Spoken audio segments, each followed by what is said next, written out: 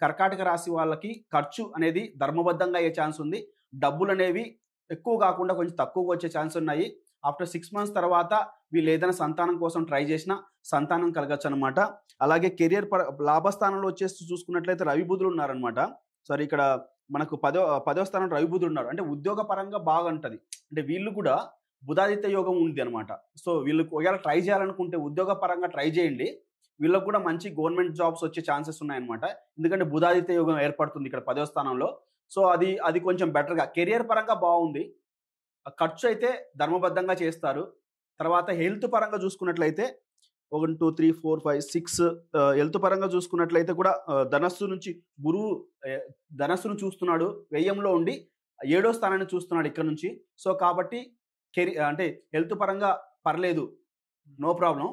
కానీ ఇక్కడ మనం చూసుకున్న పబ్లిక్ యాక్టివిటీస్‌లో కొంచెం జాగ్రత్తగా ఉండాలి. పబ్లిక్‌తో గాని, రిలేషన్‌షిప్‌తో గాని, అంటే మన భార్యతో గాని, మన రిలేషన్‌షిప్ విషయాల్లో గాని, పబ్లిక్‌తో మనం మెలిగే దాంట్లో కూడా కొంచెం జాగ్రత్తగా వహించడం సరిపోతుందన్నమాట. వీళ్ళకి నేనిచ్చే రెమెడీ ఏందంటే